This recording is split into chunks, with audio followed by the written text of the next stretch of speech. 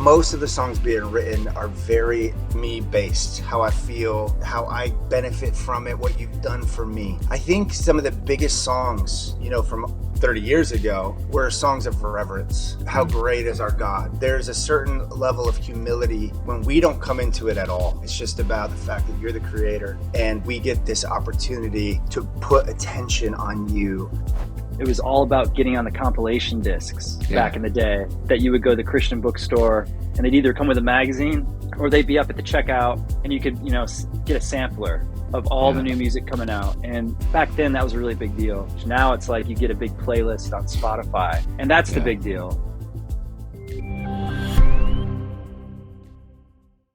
What's up, everybody, and welcome to this week's edition of WorshipFuel. My name is Matt McCoy. I'm the founder of Loop Community and the host of the WorshipFuel Show. Today, I've got the pleasure of interviewing and hanging out with Sanctus Real. We've got Chris and Dustin from Sanctus Real. I am so excited to have this conversation with them, talk about some past stuff, how they got to where they are, and then what they're doing today. So we're going to have a lot of good conversation. Make sure you type in the chats with one thing that you're going to walk away from this conversation with when we're done. So make sure you hit the subscribe and follow button as well to stay tuned for future WorshipFuel episodes. But what are we waiting for? Let's bring in Chris and Dustin from Sanctus Real. What's up, guys? What a treat this is to have you. Thank you for joining. Oh, man. Thanks for having us. Appreciate it. Yeah. So Chris, you started Sanctus Real in the 90s. And I remember listening to you guys. I was a teenager in the 90s and always had Sanctus Real on, I think it was, I'm trying to think what kind of discs I was buying at that time, but CDs that had, maybe it was a WoW CD or some sort of just Christian hits of the 90s. And I mean, Sanctus Real was everywhere. And then Dustin, you joined the band in 2015. What's it like to be a part of a band for so long and see how much it has grown? Because that's a long time for a band to keep going. You've seen it change a lot. What's it been like? Yeah, you talk about the 90s, and I was a teenager as well. So in the 90s, and that's when we started. And some of our early projects on Sparrow Records, it was all about getting on the compilation discs back in the day, that you would go to the Christian bookstore and they'd either come with a magazine or they'd be up at the checkout and you could, get a sampler of all the new music coming out. And that was kind of back then, that was a really big deal. And to see the way things have changed, now it's like you get a big playlist on Spotify, and that's the big deal. And it's really cool to still be making music in this space that is still reaching people. And, even with Dustin on board now for the past 10 years almost, we've seen a lot of changes even as Dustin has been in the band. When he started, it was right after our previous singer, Matt, had left, and a lot of things were in flux for us at that point. Our record label had dropped us, booking, management. It was complete rebirth and a restart for Sanctus Real.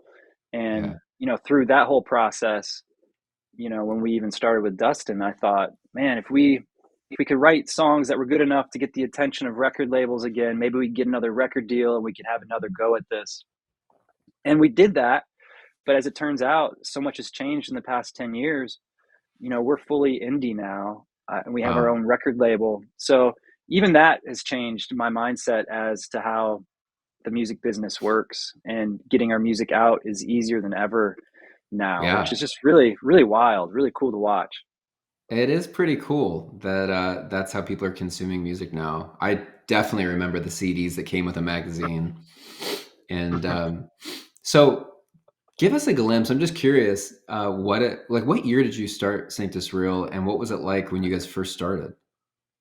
Yeah, so it was 5 of us that started the band in 1996. And it started because we were playing worship at our high school for our chapel services. And it was myself, our previous singer, Matt, and another Matt who played bass. Another senior at the time, I think we were sophomores going into our junior year. And the two seniors were Mark, who was our original drummer, and another guitarist named Mike. And it started out very organically. It was, hey, at the time, for me personally, I was kind of new to Christian music as well. Like I'd grown up in the church, but we went to a Southern Baptist church where there was no modern worship. And so high school was a big change for me because all of a sudden they're using acoustic guitars for worship. And that was a big culture shift in the mid to late 90s that was happening with, we were coming into the modern worship realm. Yeah. And I remember seeing that happen because of my experience at high school. And I was new at the school my freshman year. And then there was bands that were coming on the scene that I had never heard of called Switchfoot, Bleach. And, Bleach. I I was, forgot about Bleach. Oh my gosh. oh, dude, those guys were amazing. We became friends with them eventually, but that's what gravitated towards because I was a huge fan of bands like Weezer, Foo Yeah. Fighters. In the 90s, it was all about that alternative rock. And so we saw that, and we just from the beginning felt like we could take this and bring that into Christian music and kind of do what Switchfoot was doing or do what Bleach and Audio Yeah. Adrenaline. So that was kind of the motivation for writing our own music beyond leading worship at our high school. Yeah. That was a special era. I mean, I was like 13, 14 years old, listening to the OC Supertones, MXPX, Oh Sanctus yeah. Real. There was a band, well, you mentioned Bleach, which is interesting. There was a band called Silage, I think. Yep. Silage. I don't even know how you say it, but Yeah. Yep. that was just such an interesting era. And I also love hearing that you guys were playing in your school. Was it a Christian school then? Doing Yeah. chapel? Yeah. That is pretty Small cool. school. Yeah, my daughter goes to a small Christian school, and I literally just a couple weeks ago was asked, "Hey, can you come in and help like get some student bands going because they don't really have a lot happening?" And I'm like, "Oh my gosh, how in the world am I gonna put together these student bands?" But I think that's such a cool story that's actually where Sanctus Real started. Yeah, it really is. We were all learning our instruments at that time. And the funny thing now, I would have never guessed this, but I have a 16-year-old now. His name's Josiah, and he's going to the same school, which was not in the cards for us as far as, even financially speaking. We just didn't think it was going to be an option for us. We never even mentioned it to him.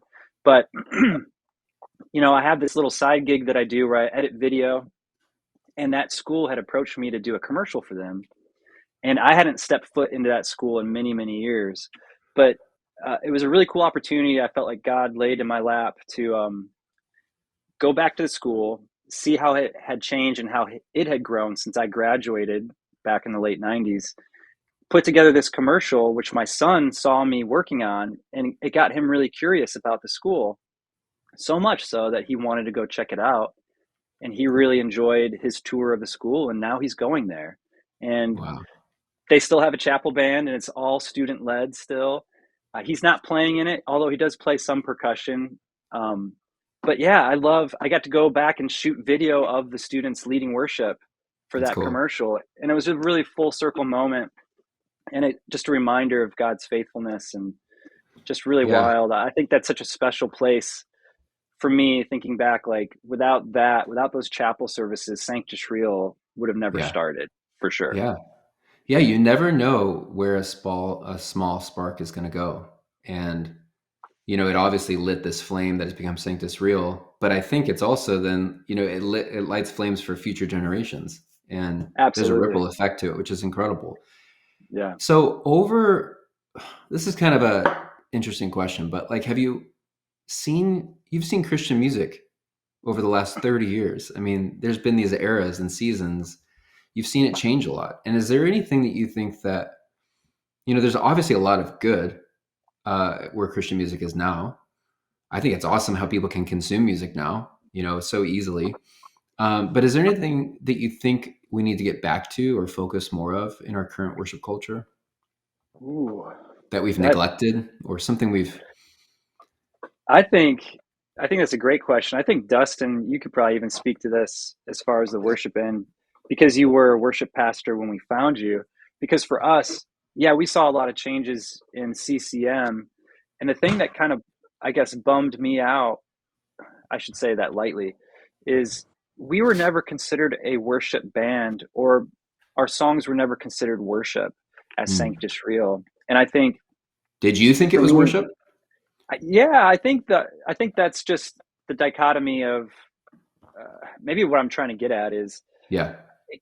wherever your heart is, if your heart is to express the joy that God has brought you, and you use the talents He's given you, and you have these ideas musically, and if it's all directed towards Him, then it should be considered worship. I feel like, and now Yeah. it might not be what the church has come to know as modern worship today, but Yeah. I think we're getting into this season now where our heart has always been for worship. Dustin, being a worship leader coming into the band, has kind of pulled us more into that, and he's seen a lot of changes over the years with that as well. But for me, I think if the heart's there, I love it when songs that we write that might not be straight up worship songs are used in those kind of environments, because I think they should be. Yeah. I think there's a little bit of a term definition, the definition of a term when we talk about this, because there's what we refer to as corporate worship, right? Like worship that's going to be sung in groups with churches and people, and those songs were always specifically written for the church.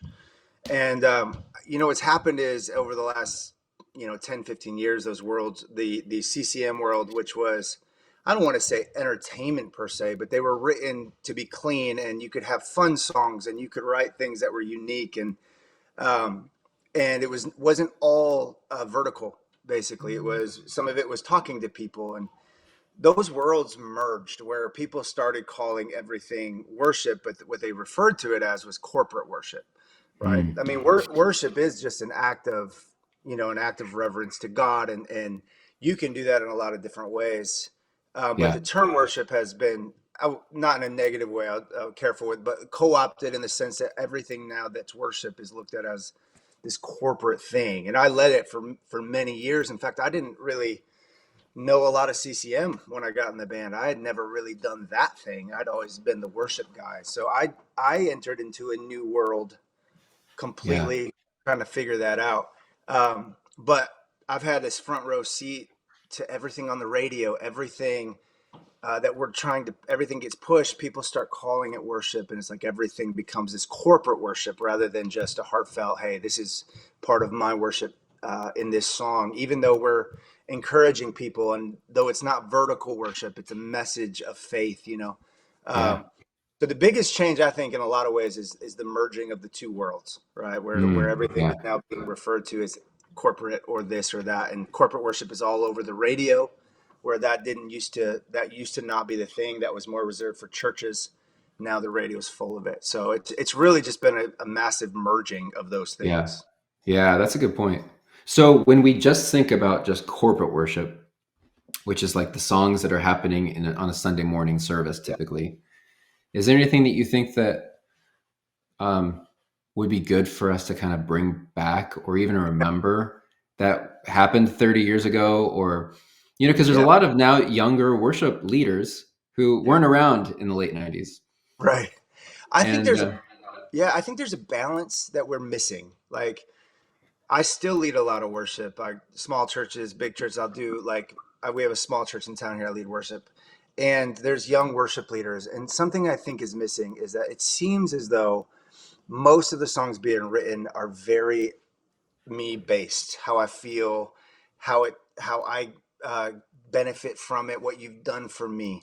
I think some of the biggest songs, from 30 years ago, were songs of reverence. How mm, great is our God? These big, where it's just, it doesn't matter your situation, right? God's the same. He's big. And there's a certain level of humility in our singing when we don't come into it at all, right? Like, it's not about yeah, me at all. It's just about the fact that you're the creator, and we get this opportunity to put attention on you. I think for me, more than anything, when I'm singing, I feel a desire to just elevate the creator, where I think a lot of modern songs feel like we're almost elevating the creation and saying, look what the creator can do for me. And I think there's a balance to this, because you want to express from where you're at and how you feel. But at some point, it almost starts to feel, for lack of a better term, almost narcissistic and inward focused. And I think Mhm. generationally, we tend to focus on how we benefit rather than that God. We have a song called "My God Is Still the Same," rather than just the bigness of the creator of the universe.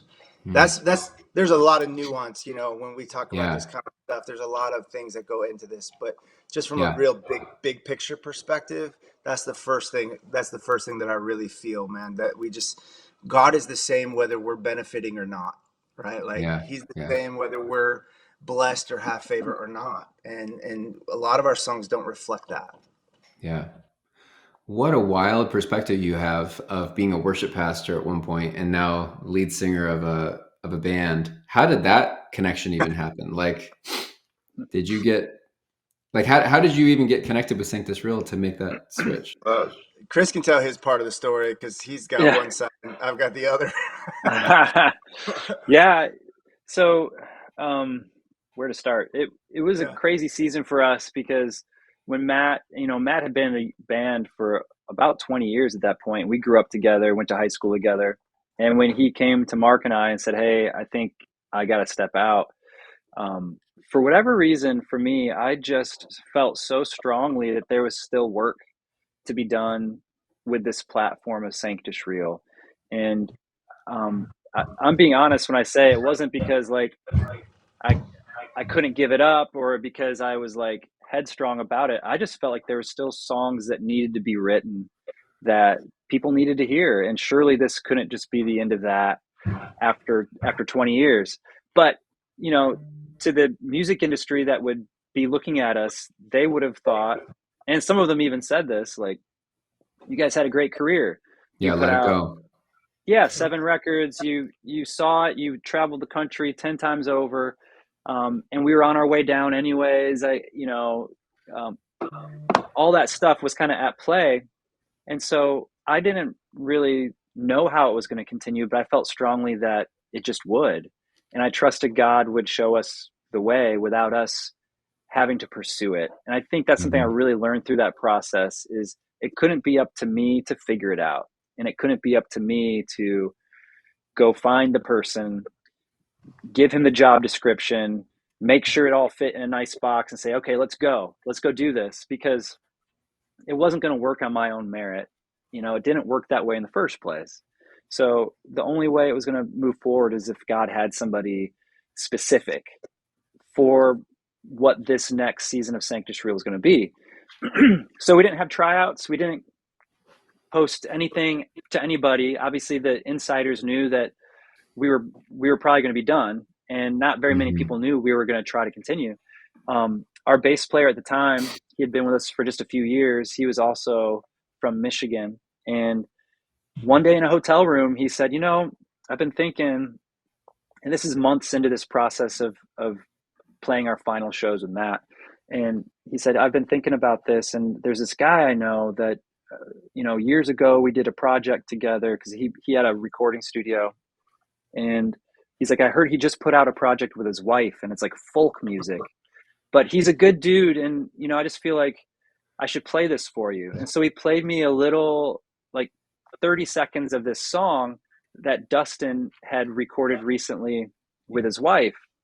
And for whatever reason, I don't know if it was God speaking to me or what, but it was like, oh, okay, I can hear it. Can you call him up? Like, I think this could be it. Like, it wasn't Yeah. like we had tried 20 other people or looked at anybody else. It was just like this very natural, organic thing.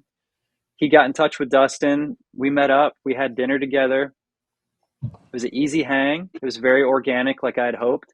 And then from that dinner, we went over to Jake, our bass player's home studio, and we wrote a song together. And it worked. It was easy enough, but in my mind, it still wasn't like this is it. It was just like, okay, that's cool.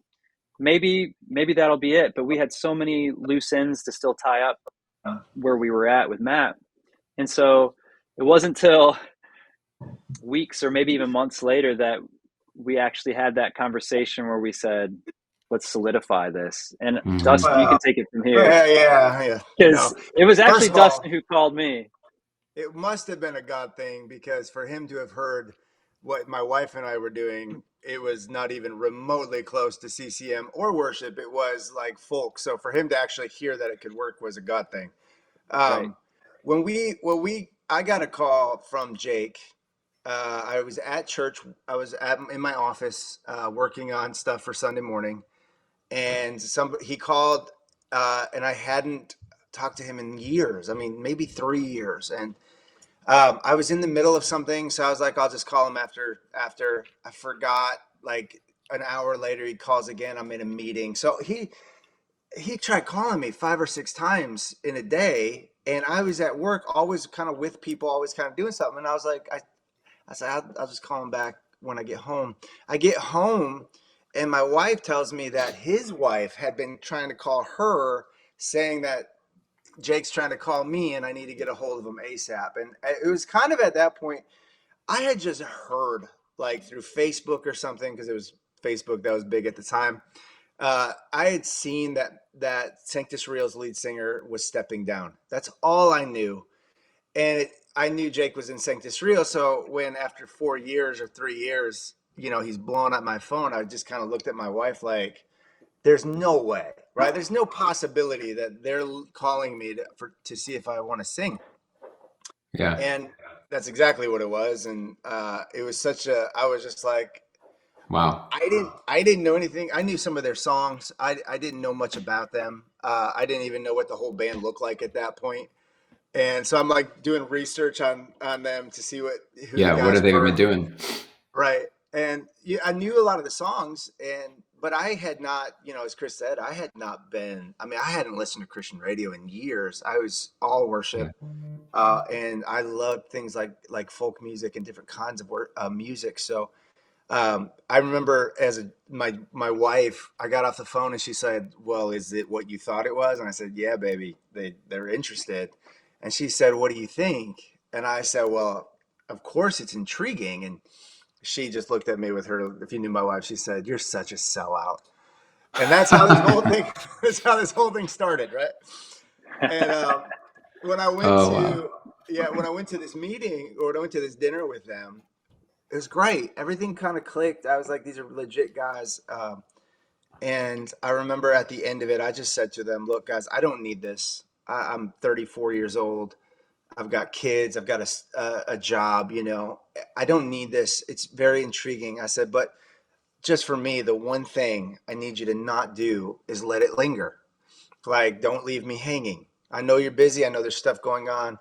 But if this is something you want to move forward on, because I can't really have this just hanging over my head while I'm working for a church and our family and all this kind of stuff." And Chris is like, "Yeah, of course, yeah." And then I think it was 3 weeks to a month go by, and I don't hear from him. And I was just like, "Oh, I'm just gonna call him. I don't care." So I called him, and he said, "Hello," and I said, "You did exactly what I asked you not to do." and he and I remember, because he goes, "Man, I didn't think you'd be interested." And I was like, "I don't think you understand the opportunity presented. Like, it's still a good opportunity." And I was like, "Of course I'm interested." And honestly, that conversation, I think from that point on, it was done. It was it. That was like, there was no other Yeah. discussions. It was like, if you want to be in, you're in. I signed a napkin. It was so official. It was really wonderful. And we just, from that point on, we moved forward. And I was at his house almost every day. We lived about an hour apart, and we figured out we were writing songs. We knew it was going to be about the songs. And so it was just kind of a puzzle piece. And I'm a little bit, where our family's a little bit of a vagabond. You can see behind me, we just moved. This is our 25th move in 23 years of marriage. Oh wow. So I think it took that personality type to actually do what we're doing, just a little bit, Yeah. nomadic. And yeah, God, through these years, it's truly been one of the most mind-blowing things to see the hand of God at the most opportune times throughout the last 10 years. It's been Yeah. incredible how it all came together. Did you immediately leave the church, or were you with the church still for a while? Or Well, that's a story. yeah. Um, I led that church. There was some things that happened. Yeah. The pastor didn't want to necessarily share. We had an arrangement. It's okay. It's all then. I ended up there was a pretty large church that just allowed me the opportunity to come in for the first, I don't know, year, maybe, Chris, year and a half, and just be kind of that. Whenever I Yeah. was home, I could lead, and it was honestly it was such a God thing and amazing that it helped me, because it was also financially helpful, because Yeah. in the beginning there was no money. In fact, I mean, I don't know how, we won't get detailed, but when I first joined, we found out there was a large bill to pay. Yeah. Chris remembers. So it was literally walking into on such faith. I mean, Yeah. we there wasn't enough money. This church really, really stepped in at the right time, and God made a way there too. And I got to also continue leading worship, which is great. Yeah. That's awesome. Yeah, that's a big leap of faith. Um, so you guys did release a new song, great new song called The Difference. Tell us about the song. Yeah, It's that's great. Who wants to go for I it? know well. It started with Chris. I think what's cool about being in a band Yeah. is it's a lot of times you'll write songs, you write them in a group, and it's like, we're going to write the coolest song we can, and it's going to go to radio and have all these plans for it. But I think a lot of our best songs start with like ideas between us, and he Yeah. loves to send us these cool riffs, and that song started with a riff, and I think that's what kind of made it unique. And all of our songs kind of ideas, I was saying, we were talking about this the other day, where I write a lot for other people. I walk into those writes with ideas, like we come up with Mhm. themes, and hey, here's a song title or something. And I never do that with our band, because most of our songs, we'll get in a room, we'll have this cool riff idea, and then most of those ideas of ours end up coming through conversations. We start talking about where we're at, what people are going through, what's on your heart, and something that's been on all of our hearts the last couple of years is just this idea of hopefulness, because we travel church to church, we meet a lot of people, and we've seen situations, and just feels like people are hopeless a lot. And I'm talking about people in the church.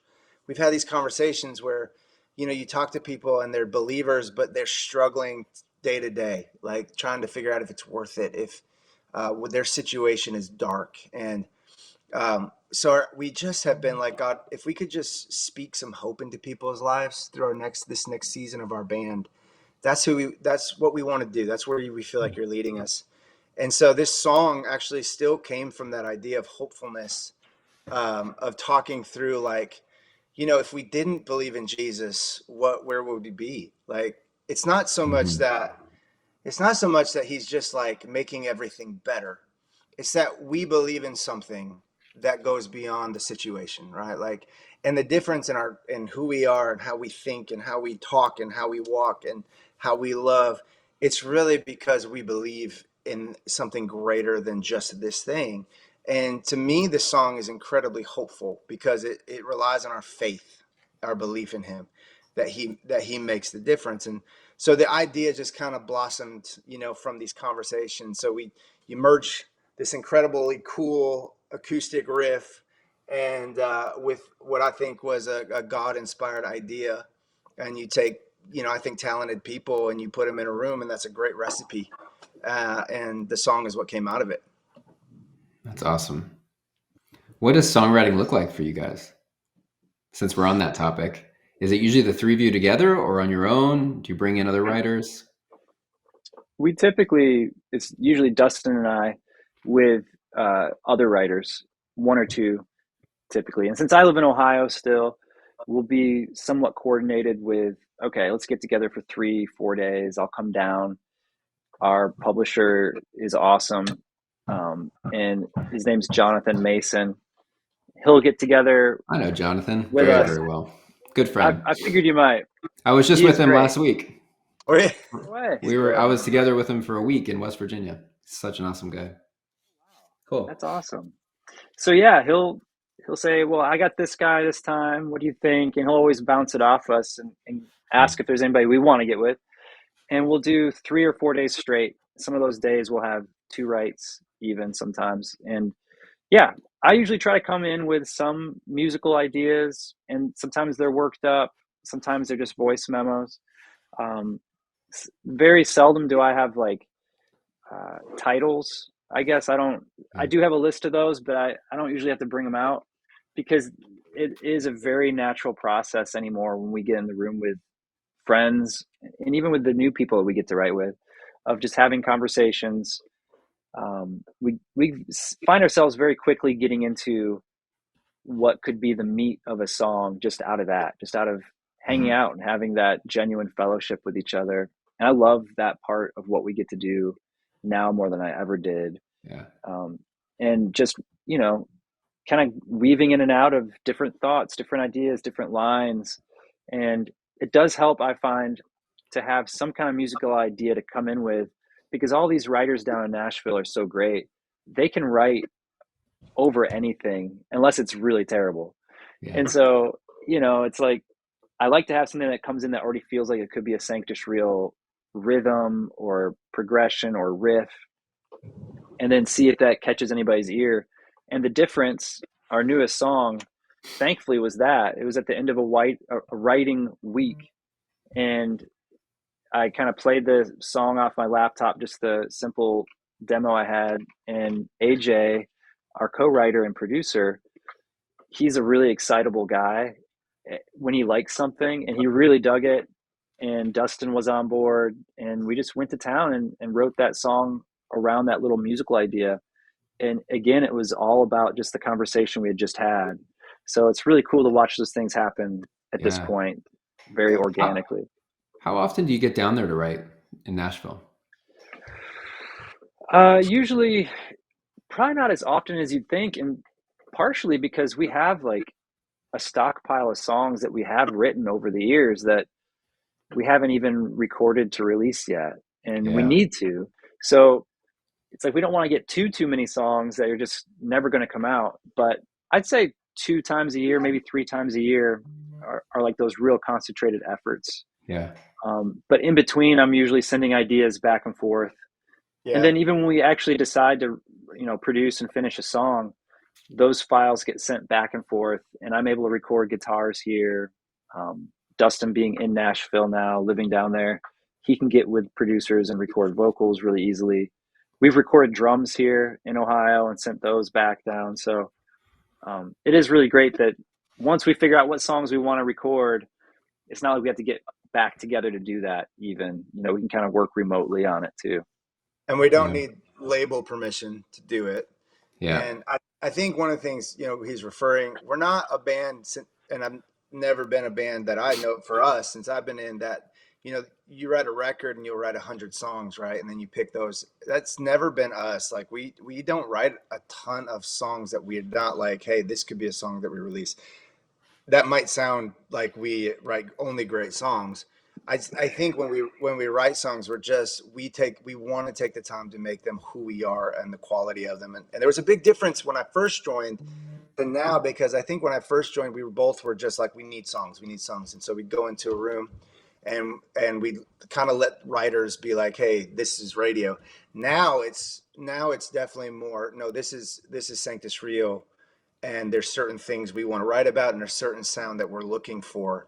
And Yeah. so we're going in more with, hey, this is who we are. Here's what I want to sing about, what we want the song to be about. So it's kind of changed in that way. And I honestly, I mean, we could pull up a Dropbox of songs we want to release, like when we Yeah. can. So we don't always need to be writing, even though I think we just enjoy writing. So that Yeah. helps. But we Yeah. have a lot of songs. That's amazing. That is nice that you have that freedom. So you've got the difference out. Great song. What's next for you guys? Oh, maybe my favorite song. No. We just want to release songs. Like we have a Yeah. lot of songs. What's next for a band, I think, is always a little tricky. We did not expect, I'll just be fully honest, we did not expect the difference to hit the worship world the way that it has. We didn't go into releasing this song thinking it was corporate worship. You know, even as a corporate worship guy, I'm very pleasantly surprised how the outlets have embraced this song as a corporate worship song, because it's a God thing. It wasn't really the thing we were thinking, hey, this is a great corporate worship song. Yeah. I think it is. I've actually led it in worship. It works great. But it wasn't our mindset. And so like I always, when people ask what's next for a band, there's touring, there's the bandy things, but most of all for us, it's the message and the songs, right? Like how do we make the best songs possible? How do we follow the Spirit? How do we take the presence of God into a room and then write what reflects Him the best? Mm-hmm. Because I think if a band like ours that's been doing it for almost 30 years is going to have a future, it's going to be because of the message. We're not shiny, we're not new, although I'm still relatively new. But we're not like a new, fresh face that is going to get all of this stuff. And so I think for us, it's really boiling down to what is our message, what is our purpose, how can we speak into people's lives. Before I was in a band like this, I used to tell my wife, I wish people that had a platform would use that platform to represent Christ well. Well, we take that very seriously. Like, how do we represent Jesus the best way that we can represent Him with the platform that we have? And so I think for us, it's every day as a band, it's doing that, writing songs that have import, even how we conduct ourselves in public and all of these kinds of things. And we've been going through situations now behind the scenes that have been a challenge, and we've kind of just walked through those. So the opportunity, I think the future is kind of bright for us and who we want to be as a band, and I think the next couple years, who knows what God has in store for us, but we're open to whatever message He wants us to give. That's awesome. So in closing, I'd be curious, like and I think you have such a unique perspective too with worship and then the artist side. What would you say to a young worship leader? Maybe you're sitting down with coffee with a young worship leader. Is there anything that you would say to them if they're feeling just totally burnt out, hopeless, maybe daily grind, just like tired of that Monday through Friday church meetings and planning center and scheduling volunteers and getting the other rejection email and like, yeah, it's amazing. Man, I don't know if we have enough time for what I'd want to actually say. Being older, going through all of these worlds, there's a couple things that I think are hard for young worship leaders. One of them is when you have a job and money's tied to it. It's so easy to burn out because it's not just about the heart of what you're doing or connecting people to Jesus. And now it's also about feeding your family and all of those things. And so it's so easy to get bought into the work part of it rather than the purpose part of it. And, then we also have this idea that if we're good or talented, that it's our destinies to be on big stages, right? That we're called to this thing. Yeah. And that puts added pressure on people because if you think you're called to it, then you're going to push for it a little bit. And so there's all of these little things that add up. And, for someone who feels hopeless, here's what I would say. We say this a lot as a band. We say it a lot from stages. Your hopelessness almost can't exist in a Christ believer because merely believing in Jesus brings hope, right? Like He is our hope. He doesn't give us hope. And so I always say, like, if you struggle with hope and hopelessness, then you almost have to start asking yourself what you believe in, who you believe in, and why you believe in Him. And if I were to say anything to anyone, is motive as a Christian is everything. Motive. Why are you a worship leader? Is it because you can sing and you have talent? We can do really good things for the wrong reasons and it ends poorly. Sometimes we do things that look not as good for the right reasons, and God will honor that more. And it's really the motive that's more important than just the action. And so I would challenge a young worship leader who maybe works for a church or is getting burned out. The relationship with God your relationship with God is what makes worship leading work. You don't usher in the presence. We are already in the presence of God. It's that connectivity to Him. And most people get burned out because of the human parts of the job, right? Mm-hmm. You Totally. take somebody's you take somebody's money, you take a church's money, you have to do it. You have to. It's part of your responsibility and your work ethic. And so the only thing you can say to somebody is, you could do that working a 9 to 5 and probably making way more money somewhere else, or you can connect to Jesus, right? You have to do the important things first, and you have to find your hope, and you have to find that in Christ, because all burnout is dealing with too many faulty humans.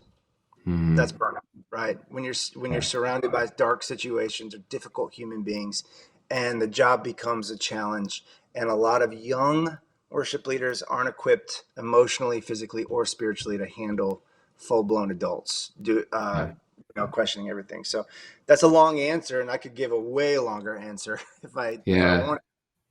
But that's where I would start. That's excellent. I really appreciate that. I know that's going to mean a lot to people. Well, guys, Chris and Dustin, thank you guys so much for taking the time to talk about the band and reminiscing a little bit in the 90s and telling the story. Just such a cool story to hear your journey too. And I'm encouraging everybody to go listen to The Difference. We've got all the charts and the tracks too at Loop Community and on CCLI. So go check it out, people. Guys, thanks for joining us. Yeah, absolutely. Thank you. Thanks for having me. Yeah. Great to meet you. We'll see you soon. All right, guys, great interview with Sanctus Real, Chris and Dustin. Thanks so much for joining. Make sure you go listen to The Difference wherever you listen to music. If you're a worship leader, go check out Loop Community, Song Select, get the charts, get the tracks, all there, ready for you to use at your church. Type down in the comments what's one thing you walked away from this conversation with, and hit the subscribe button. We'll see you next time.